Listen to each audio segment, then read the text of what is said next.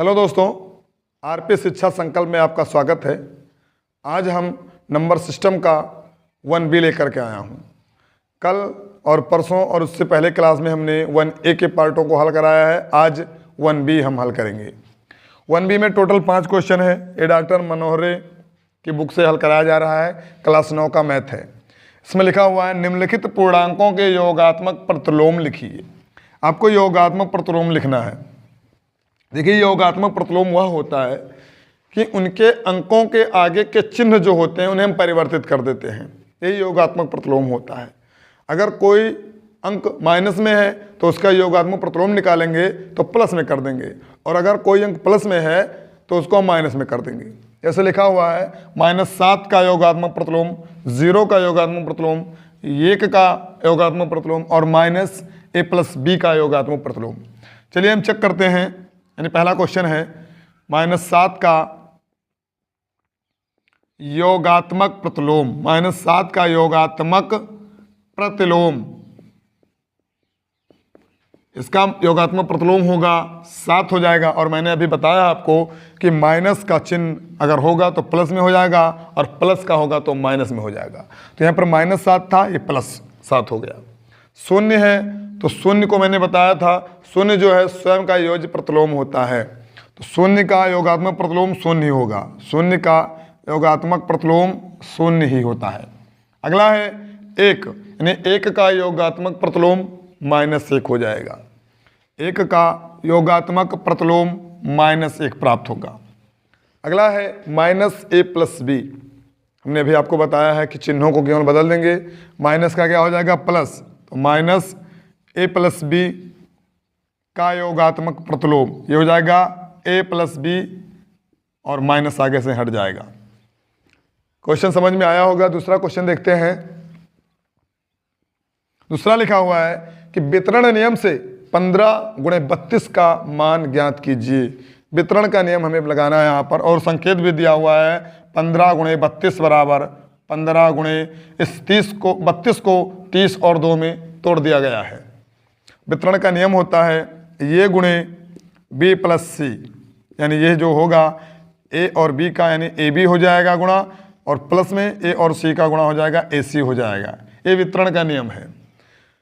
ये संकेत दिया गया है, इसके अनुसार हम लगा रहे हैं। 15 × 32 को इसी नियम पर लगाया गया है कि 15 × 30 + 2, तो 15 और 30 का जब गुणा करेंगे हम पहले पॉइंट में, दूसरे में 15 और × 2 का गुणा करेंगे तो 15 × 45 यानी 450 हो जाएगा ये, और ये हो जाएगा हमारा 15 दूना 30 यानी ये 30 हो जाएगा। दोनों का योग करेंगे तो ये हो जाएगा 480 प्राप्त होगा। अगर आप सीधे सीधे गुणा करेंगे 15 और 32 का तब भी आपको 480 प्राप्त होगा, और वितरण का नियम से कर रहे हैं तब भी आपको 480 प्राप्त होगा। लेकिन इसमें कंडीशन दे दिया गया था कि वितरण के नियम से ही आपको गुणा करना है, साधारण गुणा नहीं करना है। अगला क्वेश्चन लिखा हुआ है, इसको मिटाल दे रहे हैं तब तक। देखिए क्वेश्चन लिखा हुआ है कि धन, पहला लग गया दूसरा लग गया। यह है कि धन पूर्णांकों में एक उदाहरण सहित दर्शाइए कि योग की संक्रिया पर योग का वितरण नियम असत्य है। आपको दर्शाना है। मान लीजिए धन पूर्णांक बताया गया है। इसमें धन पूर्णांक 2, 3, 4 ये धन पूर्णांक हैं।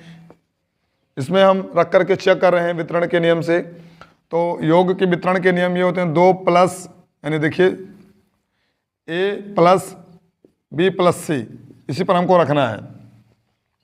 तो 2 + 3 + 4 निकालेंगे योग तो ये हो जाएगा 2, और कोष्टक के अंदर जुड़ जाएंगे 4 3 7, यानी ये प्राप्त हो जाएगा हमको 9। अब हम वितरण के नियम से देख रहे हैं। वितरण का जो नियम है, वितरण के नियम से ये नियम है इसका, ये इससे गुणा करना है, यानी इसको जोड़ना है a + b और प्लस a+c। इस नियम पर देख रहे हैं तो 2 + 3 और +3 + 4, नहीं ये a का मतलब 2, हाँ 2 + 4, यानी 2 प्लस 3, 2 प्लस 3 और प्लस लगाया गया 2 प्लस 4। अब इसको हम जोड़ रहे हैं तो ये आएगा 3 2 5 और इधर आएगा 4 2 6, यानी ये प्राप्त हुआ हमें 11 और इधर 9। तो अतः ये बराबर नहीं है, ये बराबर नहीं। लिखेंगे कि 2 plus 3 plus 4 is not equal to 2 plus 3 plus 2 plus 4। तो हम लिखेंगे कि योग की संक्रिया पर वितरण का नियम असत्य है। लिखेंगे कि योग की संक्रिया पर वितरण नियम असत्य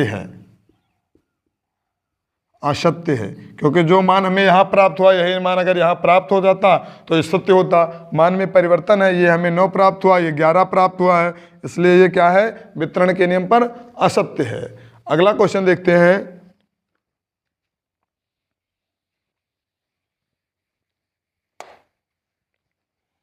अगला लिखा हुआ है चौथा नंबर कि दर्शाइए कि पूर्णांकों में योगात्मक नियम अद्वितीय होता है। आपको दर्शाना है कि जो योगात्मक नियम होता है वो अद्वितीय होता है।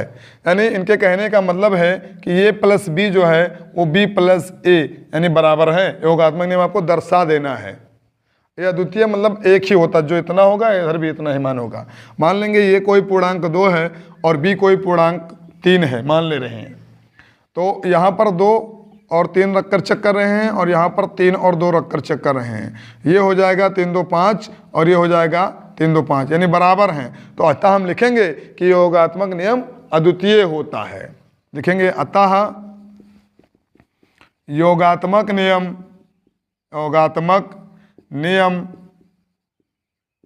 अद्वितीय होता है। समझ में आया होगा। अगला क्वेश्चन देखते हैं। निम्नलिखित संख्याओं में से धन पूर्णांक छांटिए। आपको धन पूर्णांक छांटना है। कुछ संख्याएं नीचे दी गई हैं, इसमें बताना है कि कौन कौन सी संख्या धन पूर्णांक है और कौन कौन सी संख्या ऋण पूर्णांक है। तो देखिए पहला क्वेश्चन में लिखा हुआ है 8 - 6। 8 - 6 इसको हल करेंगे, 8 में से 6 जाएगा तो 2 बचेगा, तो ये एक धन पूर्णांक है। अगला देखते हैं 2 - 5 को चेक कर रहे हैं। 2 - 5 जब करेंगे तो बड़े वाले अंक में से छोटा अंक घटेगा, लेकिन बड़े वाले अंक के सामने का जो चिन्ह होगा उसको लगा देते हैं। तो 5 में से 2 जाएगा तो 3 प्राप्त होगा और बड़े वाले अंक के सामने माइनस लगा हुआ है तो माइनस लगा देंगे, यानी ये ऋण पूर्णांक है, ये धन पूर्णांक में नहीं आएगा। और हमें छांटना क्या है, धन पूर्णांक बताना है कि धन पूर्णांक कौन कौन से हैं। तो धन पूर्णांक एक ये है आपका 8 - 6 = 2, ये भी धन पूर्णांक है। अगला देखते हैं, ये तो गलत हो गया। एक है 1/3।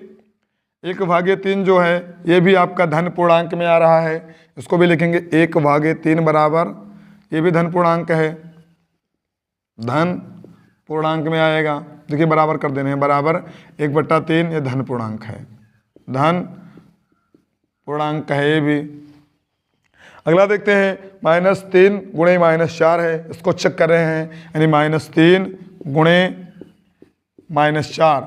देखिए अगर समान चिन्ह है और गुणा हो रहा हो तो इसका मान प्लस आएगा, चाहे दोनों प्लस हो और चाहे दोनों माइनस हो। तो यहाँ पर दोनों माइनस हैं तो माइनस माइनस का गुणा प्लस हो जाता है और अंकों का गुणा 4 × 12, ये भी एक धन पूर्णांक हमें मिला है। तो लिखेंगे -3 गुणे -4, ये भी क्या है, धन पूर्णांक है, यानी यहाँ 12 लिखने के बाद 12 ये धन पूर्णांक है।